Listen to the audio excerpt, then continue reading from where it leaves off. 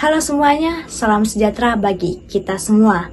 Perkenalkan, nama saya Feryani, dan pada kesempatan kali ini, saya ingin mengajak kita semua untuk membahas sebuah topik yang mungkin terasa dekat, namun seringkali disalahpahami. Kita akan berbicara mengenai fenomena mental health di generasi Z atau Gen Z. Bukan sekadar definisi di buku teks, tapi tentang sebuah fenomena nyata yang sedang dihadapi oleh generasi kita, generasi Z. Teman-teman, coba kita perhatikan. Generasi Z, mereka yang lahir antara akhir 90-an hingga awal 2010-an, sering disebut sebagai generasi yang paling sadar akan kesehatan mental. Istilah seperti healing, self-love, burnout, atau anxiety sudah menjadi kosakata sehari-hari. Ini adalah hal yang positif. Generasi Z telah berhasil mendobrak stigma. Mereka berani berkata, saya tidak baik-baik saja. Di saat generasi sebelumnya mungkin memilih untuk diam. Namun, di sini letak paradoksnya. Meskipun menjadi generasi yang paling terbuka, data global, termasuk di Indonesia, justru menunjukkan bahwa generasi Z adalah generasi yang paling rentan mengalami masalah kesehatan mental. Angka kecemasan, depresi, dan stres di kalangan mereka tercatat yang paling tinggi. Pertanyaannya, mengapa dan fenomena apa yang sebenarnya terjadi?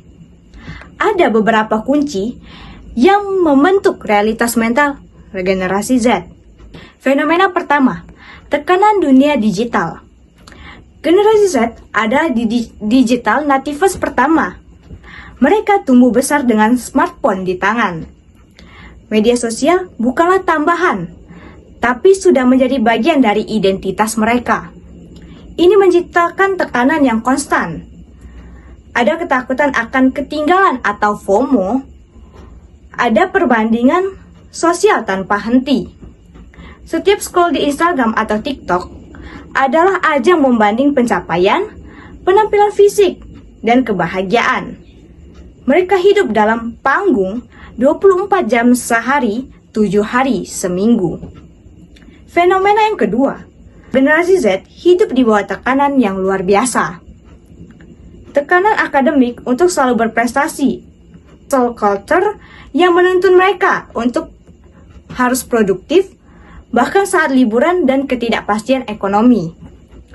Mereka melihat sulit mencari kerja, mahalnya harga rumah, dan masa depan yang sepertinya tidak pasti.